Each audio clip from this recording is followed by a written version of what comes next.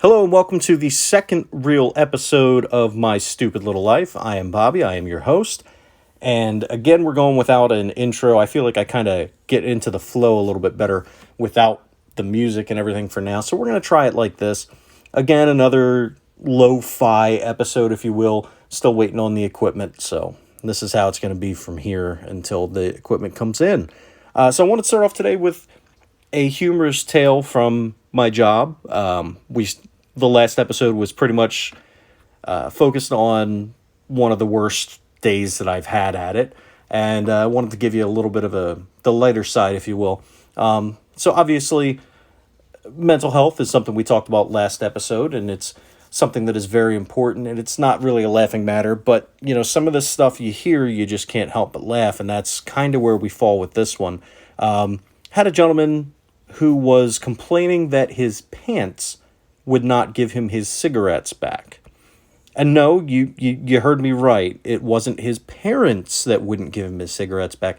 It was his pants. So, yeah, there's not a whole lot you can do with that, but that's where we were. Anyway, the past couple days have been filled with all kinds of cool announcements in the world of nerddom. And if you're, into games or comics or movies, the MCU, stuff that Disney's doing, it was a pretty good couple days as far as for announcements go. So I'm going to try and cover as much of that as I can.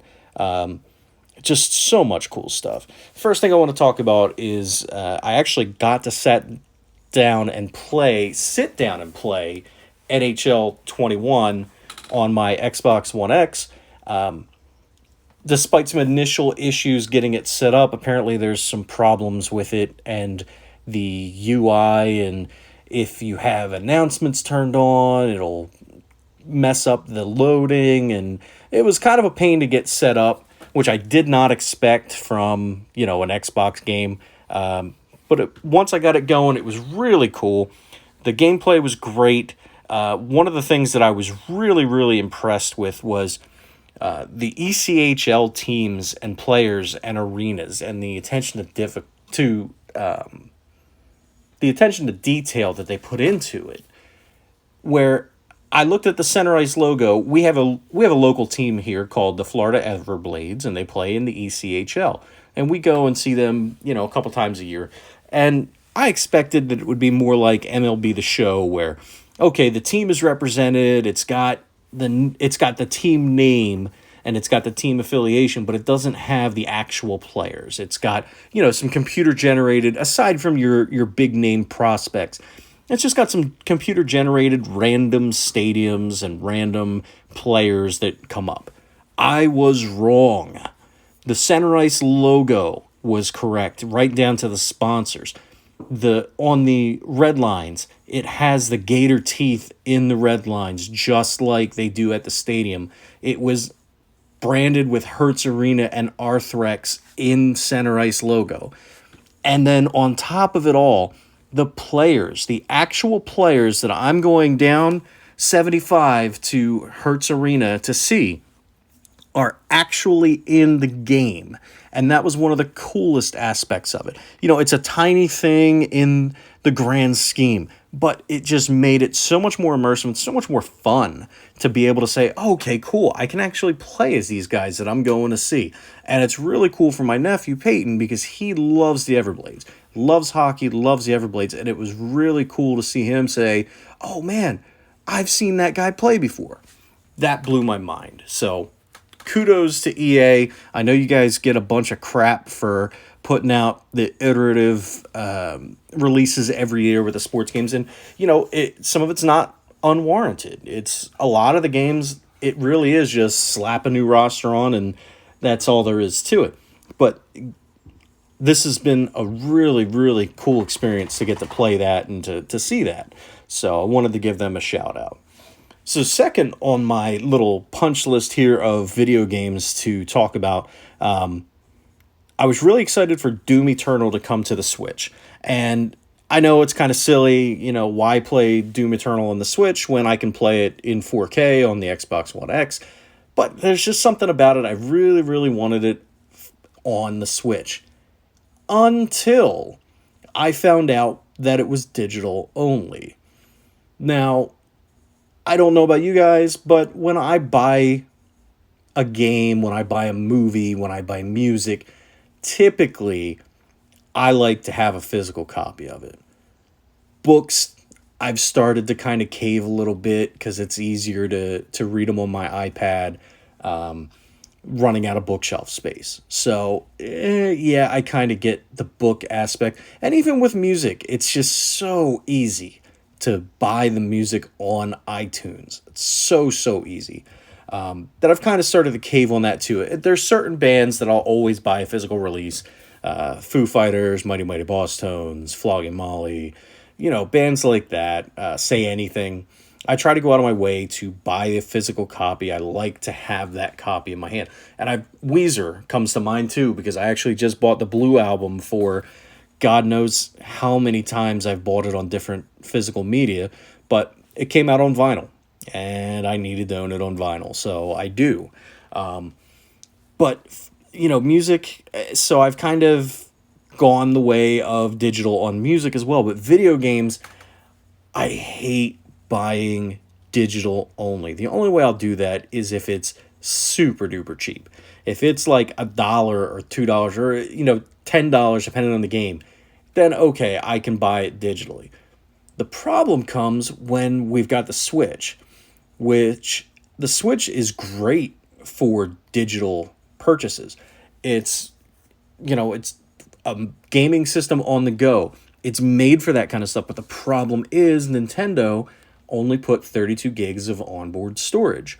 Now, obviously, you can expand that with an SD card, but the way that these games are starting to come out, they're too big to put too many games on the system. And I know the argument is currently because the next gen systems are out and people are having trouble with their storage on them already. The argument is always, oh, well, do you really need all of your games on one card or on one system or all of them downloaded at a time? Yeah. You know what? I do. That's why I buy physical media. So I have them all easy access and I don't have to wait an hour or however long to download them before I play them. Because what's going to happen in that time that I'm waiting for it to download? Most likely something else is going to come up and pique my interest, and I'm not going to end up playing that game that I have to wait however long to download. Unless it's, maybe a 5-minute, 10-minute download. I have a busy life. I have a 9-year-old nephew that is constantly trying to do all kinds of different things. I don't have the luxury of waiting an hour if I decide, oh, hey, you know what? I really want to play Doom Eternal, but I had to delete it so that I could download Halo Infinite. So now I've got to wait for that to download. That doesn't play well for me. I like physical media. The other reason being, even though it can be, degraded and it can be damaged and it can become unplayable, I'd still rather have a disc or a cartridge that I can put in a system if for some reason I don't have internet access and I can still play that game. It's part of the reason why I like retro so much, because that stuff is there. I have it. I don't have to worry about it going away. I don't have to worry about, oh, you know what? My internet's down. There was a hurricane. We have no internet. We have no cable.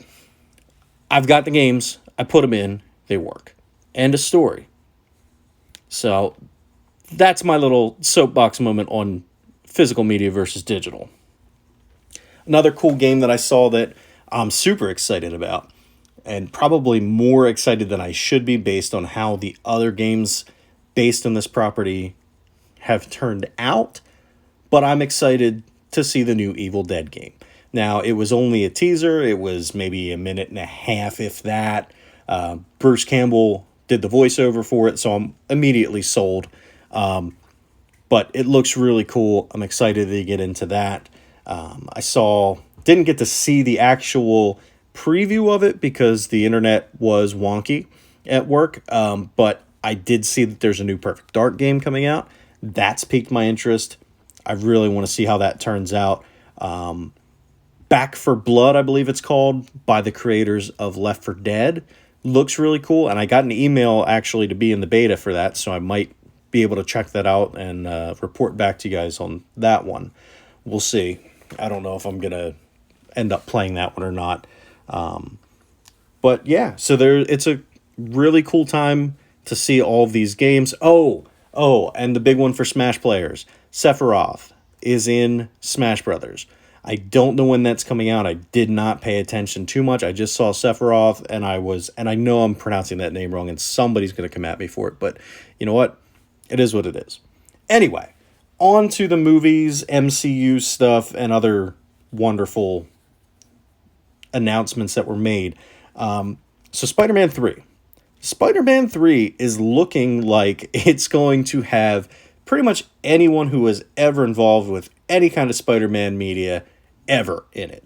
So far, we've got Andrew Garfield, Tobey Maguire, Alfred Molina, Jamie Foxx. We've got,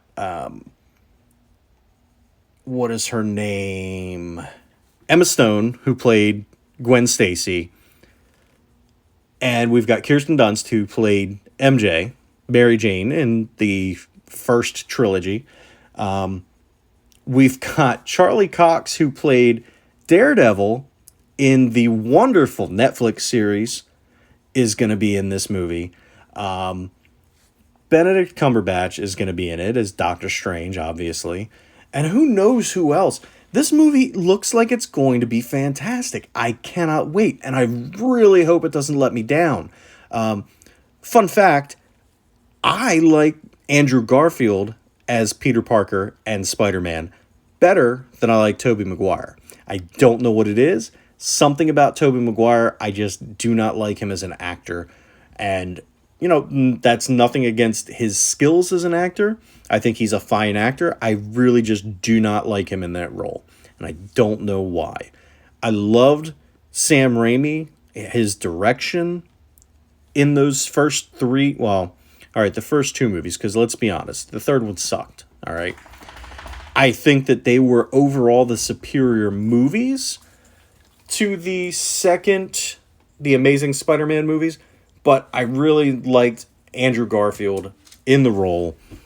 I just didn't like those movies as much. Although Paul Giamatti as the Rhino, chewing that scenery like no one else. I didn't like what they did to the Rhino, but holy crap, that was hilarious. Anyway, that movie looks like it's going to be bonkers. I'm totally excited for it. I'm hoping that it turns out good. Along those same lines, Fantastic Four has been announced, and we knew it was only a matter of time. We knew that Marvel's First Family was coming to the silver screen thanks to and joining the MCU. We didn't know when. Now the only announcement that we're waiting on really in the MCU is going to be X-Men. And what they're going to do with that, we have no idea. I don't know. I have ideas for what I'd like to see them do. I just don't see that happening soon, or at least as soon as I'd like. We'll have to wait that out and see. But I really want the details on the Fantastic Four movie. I can't wait to see who they put as the director. I can't wait to see who they cast. I hope they do it justice. I mean, you can't really do much worse than what has been done to the Fantastic Four in the past between the Roger Corman movie, which if you don't know what I'm talking about when I say the Roger Corman movie, I don't even know if it's worth you looking up. It was bloody awful. I've never seen it, but I know it was awful because I've seen the stills, and I don't think it was even actually released. If I remember correctly, the Roger Corman Fantastic Four movie was made as a rights placeholder, and then it was shelved right away. Never saw the light of day, but thanks to the internet and time passing, we have seen it make its way onto the internet, and good God, the stills that I've seen have been terrible. Just absolutely horrible. And honestly, I think that it might be the only version of Fantastic Four that makes Josh Trask's version look good. Which again, that movie was a piece of hot garbage, and I think everyone involved in it would agree with that. You know, and the funny thing is that actually makes the two that Fox made the best Fantastic Four movies that have been made by Hollywood. Let that sink in a little bit. All right. Hopefully this one is better than all of them. Along those same lines, we've got the announcement of the Loki series. We've got the announcement of WandaVision with another trailer. We've got the all of the announcements that came out. Secret Invasion. They're going to do a Secret Invasion series. How cool is that? And that brings into question a lot of the things we've seen with Nick Fury lately. Nick Fury hanging out on a spaceship with a bunch of Skrulls. So, is that really Nick Fury? What's going on there? I don't know. I guess we're going to have to wait and find out. But I'm super excited for that. I'm super excited for Armor Wars. I want to see what they're going to do there without Tony involved. But they did say that Rhodey will be there. So Don Cheadle's going to be reprising his role as War Machine. That should be really cool. They're doing an Ironheart series. They're doing a She-Hulk series. They're doing, obviously, Falcon and the Winter Soldier looks amazing. The trailer for that dropped, and that was just, that really, really, really good. Going over to the Star Wars side of things, we're getting a live-action Ahsoka series. How awesome is that? I was hoping that we'd see something like that based on how Rosario Dawson portrayed her on The Mandalorian, which The Mandalorian, if you haven't been watching, it's amazing. It's fantastic. You need to watch it. We're getting a series based on Cassian Andor from Rogue One. That's really cool. I'm looking forward to seeing how that plays out. We're getting a movie based on Rogue Squadron. For those of you who liked the Clone Wars series, we're getting a Bad Batch series. It's going to be animated. It should be really, really cool. And then breaking from the superhero / Star Wars stuff, we are also getting a Mighty Ducks sequel. And Emilio Estevez is supposed to return for it. Now, when I saw this initially, it was because Dylan Playfair, who is on Letterkenny, which Letterkenny is another great show. If you're not watching it, you should be, had posted a trailer on Twitter. And I started thinking to myself, well, who needs to be in a Mighty Ducks sequel more than Jonesy and Riley from Letterkenny? And that's Dylan Playfair and Andrew Herr. And so I posted it on Facebook saying if Jonesy and Riley, Dylan Playfair and Andrew Herr aren't in the movie, we riot. Only to then watch the trailer and see that Dylan Playfair is actually in the movie, and I looked like a giant tool. So yeah, that was my awesome mistake of the day. But yeah, that's where we're at for now. I saw all that stuff, and I had to get something out today to talk about it. Super excited for all of this stuff. You know, I never would have imagined when I was in elementary school and even high school that all this stuff that I thought was really cool and a lot of my friends had no idea what it was. I never thought this stuff would be blowing up the way it is and that it would be the cornerstone of Hollywood. Because let's face it, honestly, right now, Star Wars, comic books, all this stuff, all this cool stuff, all these video game movies that are coming out, which typically video game movies suck, but honestly, Sonic the Hedgehog was really good. All this stuff is coming out, and this is stuff that people back in the day, back when I was growing up, would have laughed at you for liking, and did laugh at us for liking. But hey, man, it's finally happened. We've taken over. It's super cool, and I can't wait to see this stuff explode on the screen. God, the Rogue Squadron movie, especially if it's, you know, I picture Top Gun in space, but without all of the, you know, volleyball scenes. And it should be really, really cool. But that's all I've got for this week, or at least this episode. Hoping to get Kara and AJ on this weekend and posting that. Until next time, guys, have a good one. Be good to each other. I'll talk to you later.